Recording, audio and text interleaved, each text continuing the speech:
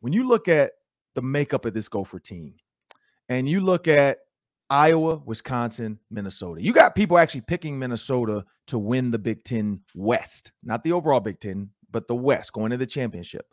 And I think the last 3 years, so 2019, 20, 21, you could make that argument. 21 was a little bit of a letdown when Mo Ibrahim tore his Achilles. You still had a bunch of guys, a bunch of running backs come in and do some great work. But I think the tip of the spear that year would have been Mo Ibrahim. That was the guy that was going to get them going. That was the guy that was going to run through teams like Bowling Green, run through teams. I mean, the way he ran through Ohio State, he was going to run through Bowling Green. He was going to run through. I mean, they already killed Colorado, but he was going to run through Illinois. He was going to run through Indiana. He would have run through Iowa. Like, when you look at some of the games they lost and the reason why they lost, they were missing a guy like that was the best running back in college football at that point. Probably wouldn't have come back for another year if he would have had the year we thought, which was, contending for the Heisman Trophy, like being in that top 5 at least for the Heisman. Definitely Doak Walker being in the top 3 for the Doak Walker. When he went down, it was like somebody took a needle and popped the balloon it was TCF Bank at the time, it might have been Huntington by then, Huntington Bank Stadium. And so when you look at Mo Ibrahim and Huntington Bank Stadium, I was there that night. Saw the highlights of us beating Ohio State when I played on Fox Sports. Why? Because everybody was tweeting and texting me, hey, man, they just showed the game against Ohio State in 1999, I think, or 2000, whatever year, 1999, or I don't even know what year that was. I think it was probably 2000. My memory is terrible now.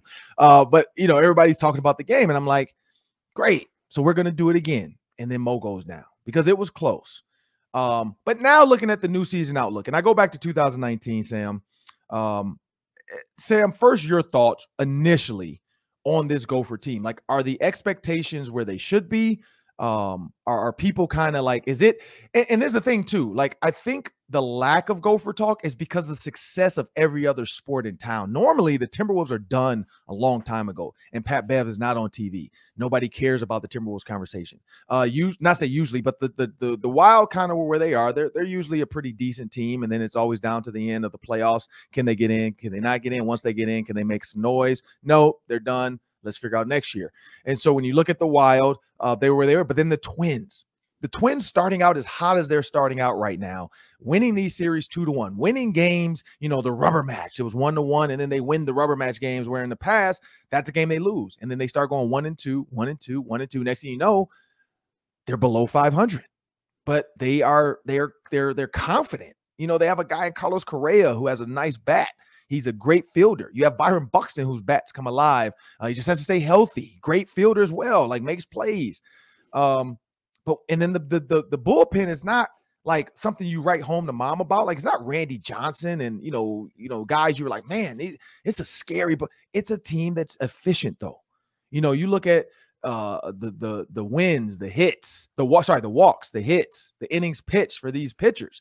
They're efficient. The coaches are doing a great job. The general manager or the GM is doing a great job. The manager, sorry, not general, but the manager is doing a great job getting the game going and managing these pitchers, and the pitching staff is doing a great job communicating. Everything's right now is working, and that happens when you win. So maybe that's why the Gophers aren't getting the talk. But Sam, when you go, like, what is your thoughts on that as far as the Gophers go right now? So I think the Gophers have to do a lot in this town to really get noticed because of all the other professional sports distractions. This is a Vikings town. The Twins capture the attention when they're good. When the Wild and Wolves are in the playoffs, you're right. People are focused on them. They're not focused on off-season Gophers, whether it's basketball, whether it's football.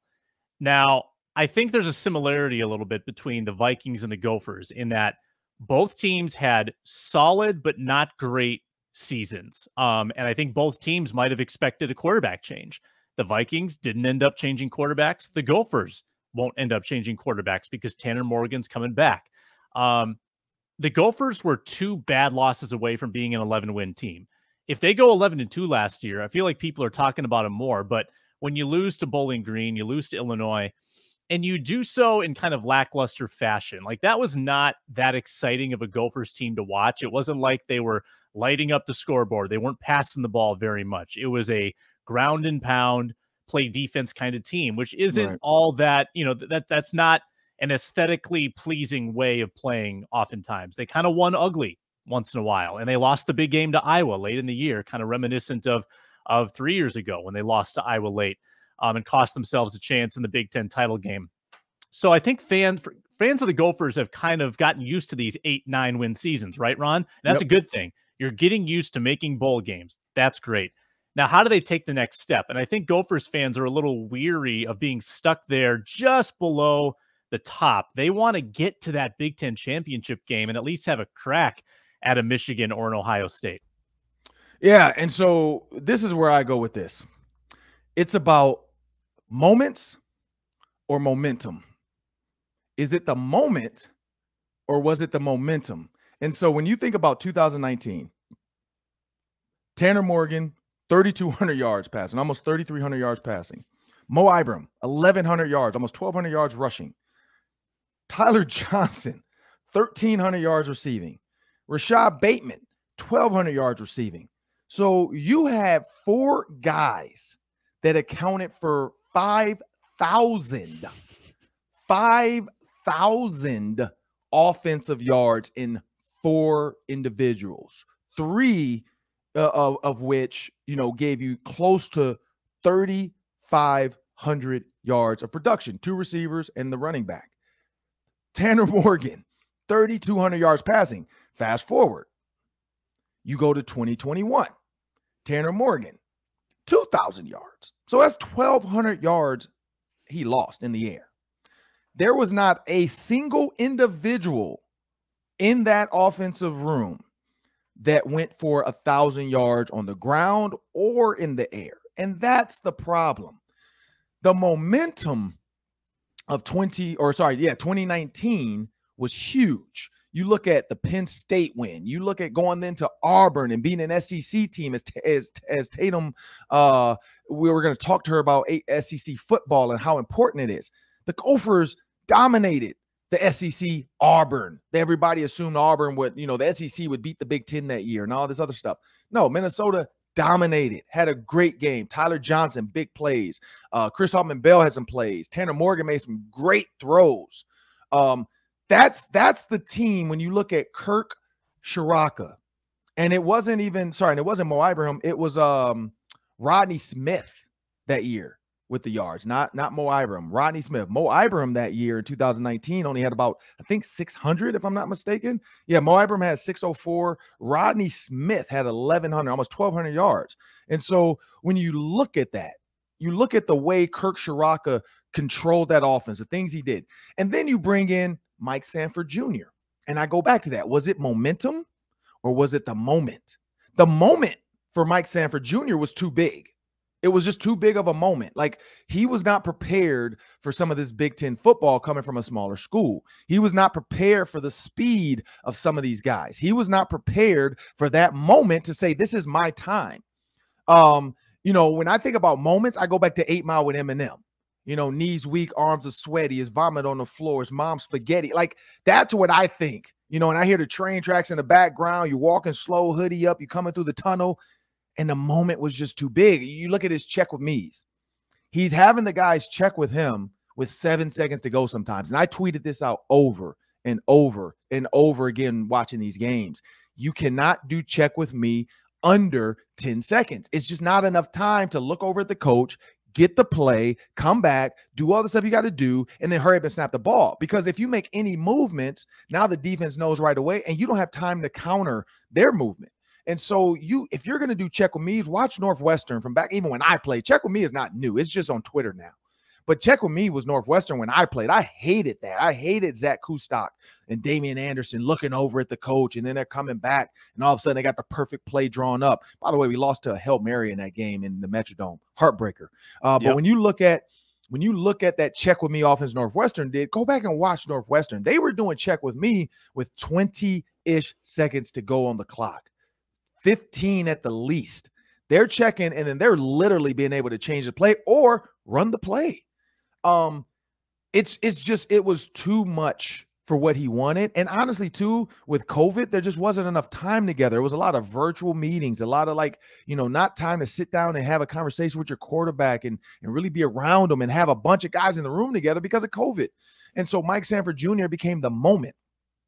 Now it's time to ride the momentum again. You got Kirk Shiraka back. You got PJ Fleck. You still got Tanner Morgan. You got, Mo Ibram, Chris Altman-Bell. Now you add a Dalen Wright who's going to get better. He just has to mentally stay in the game.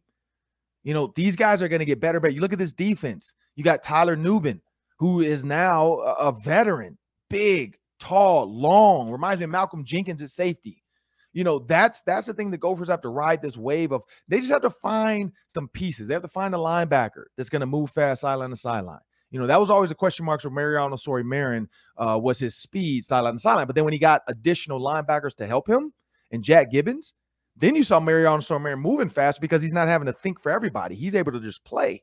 And I think that was the difference. Mariano Sori-Marin wasn't slow. He just was thinking too much because he was so worried about other guys missing stuff, missing assignments, not being where they're supposed to be. And then you get players in to help you out a little bit last year, and he was moving faster, looked way better. But as far as the hype, I think it's worth it. I think this team is going to be good. I think they're going to be in that top 3 of the West again. The lack of hype around them though, from the fans and from Twitter and all the people talking about, I honestly, I just think it's, you look at the 2023 recruiting class, they've signed 2, 3, 4, 5, and 6 are all basically committed to the Gophers. Number 1 is Jackson Howard out of Cooper High School, not committed yet. I think he's going to commit to Minnesota. I would if I were him. I mean, LSU, he got his Final 4, which was LSU, Miami, Michigan, Minnesota. This is the thing I say about kids all the time. You go to some of these schools that recruit these big-time guys every single year, you got to bring that every single day. You go to the Gophers, not say they don't get it, but you go to Gophers, you're home, you're comfortable, you got your family, and then they're willing to grow you and allow you to become a star and do the things to make you great. I look at Hurt going to Duke. If he went to Minnesota, he probably is on an NBA team right now because he's going to get to play more, like Coffee did. There's something said to that, being able to play and actually get showcased. And so that's what I look at with the Gophers right now. It's just so much other stuff showcased around Minnesota and doing well that they're waiting. People are waiting for, training camp for the Gophers to start. The Vikings have a new head coach, so they're taking over the headlines. It's new. It's exciting. Dalvin Cook's posting passes online because he heard Kevin O'Connell say we want to utilize the running back. I mean, it's just so much going on. I think the Gophers are waiting in the weeds. They're like a cobra waiting to strike, and they're going to get it done this year.